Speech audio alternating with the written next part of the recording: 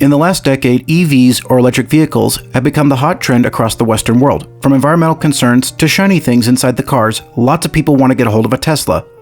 With all that said, the conversation has made its way to the aviation industry, which begs the question, are electric planes ever going to be a thing? Stick around to find out.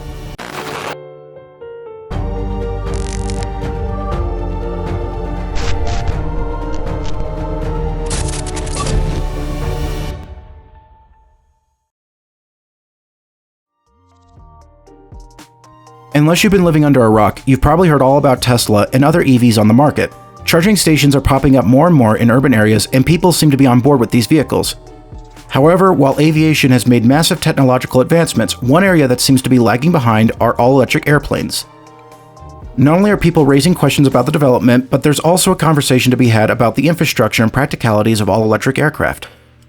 Before we dive into those conversations, let's take a look at the development of these aircraft. While the development of EACs is still relatively recent, there are lots of companies investing into the design of the aircraft. One of the most prominent is Archer Aviation. Headquartered in San Jose, California, and founded just 6 years ago, Archer has been developing eVTOL, or Electric Vertical Takeoff Landing Aircraft. According to Archer Aviation, the aircraft is designed to conduct rapid back-to-back flights of roughly 10 to 50 miles with a minimal charge time in between. Engineered for speeds up to 150 miles per hour, powered by 6 independent battery packs with the capacity of 1 pilot and up to 4 passengers and luggage. It's primarily designed to be competitive with rideshare groups such as Uber and Lyft. While the program is still being developed, many companies have supported Archer, including United Airlines. United signed a nearly $1 billion contract with Archer Aviation and is designing plans to use the craft as a puddle jumper in dense cities such as New York City and Los Angeles. The goal is to live by their commitment to net zero carbon emissions, which is the primary motivation behind the development of the technology, and it adds on to other programs such as United Sustainable Aviation Fuel Project. Archer isn't the only company developing electric aircraft. Other companies such as Joby Aviation and Airbus are also designing their own aircraft. Most of the designs are similar in layout and capacity. Boeing and Airbus are also designing hybrid planes that use a combination of both EV technology and jet fuel, along with a more fuel-efficient system.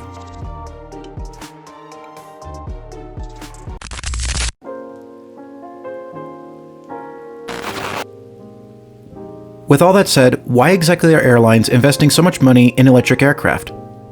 There are multiple reasons. As mentioned previously, one of the primary motivations is sustainability and reduction of carbon emissions. Regardless of your opinion on climate change, leaders in the airline industry are very concerned, or at least claim to be, about the effects of climate change and figuring out solutions to reduce carbon emissions. The goal of electric aircraft is to reduce emissions by using electricity that produces little to no emissions during flight. The second reason is cost management. The ultimate benefit of electric aircraft is the elimination of fuel consumption. If there's one thing that airlines are all too familiar with, it's fuel costs. Arguably, the biggest expense of operating aircraft is fuel consumption. In fact, one of the biggest responsibilities of flight dispatchers is planning a route that conserves the most amount of fuel. If airplanes become all electric, fuel costs would be a thing of the past, allowing more money for other expenditures, such as employee salaries and benefits, airport infrastructure, improvements in service, projects that haven't been thought of, and other avenues neglected or put on the back burner.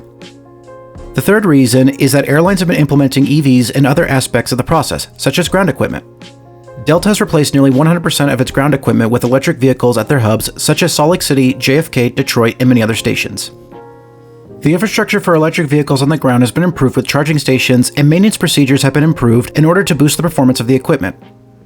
Airlines have been taking steps towards this goal for years. It's great, and it's the way of the future. We've already got the ball rolling, why not keep it going?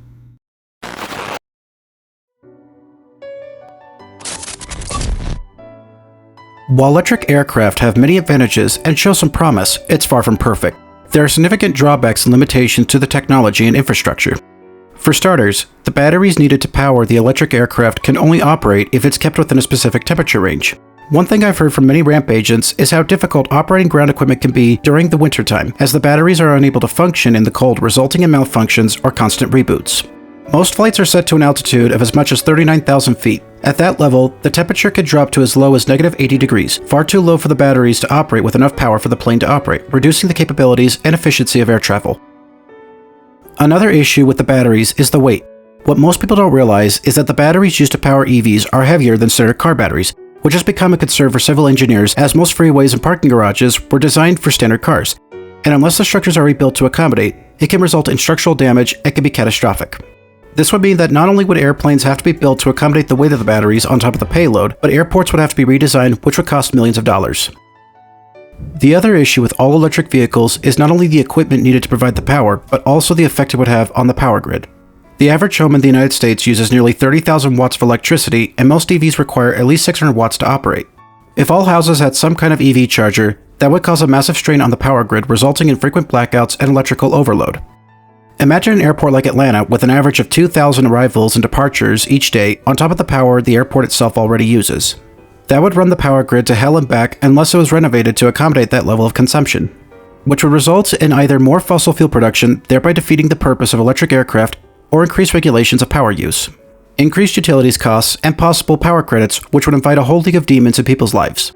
Not to mention the lengthy process of installing the charging stations and developing the grid to support it. That would be millions upon millions of dollars spent and hours upon hours wasted to implement. The other issue is the practicality of the current electric aircraft on the market. As amazing as the engineering is, the capabilities of these crafts are limited. The only plans that airlines have for these aircraft is to use them as 5-minute puddle jumpers across a handful of cities, which could already be done with helicopters, most of which can carry triple the amount of people and fly farther in half the time. The only thing these planes have that the helicopters don't is the fact that they're electric. Practically speaking, it seems kind of pointless, just so that these companies can virtue signal about how green they are.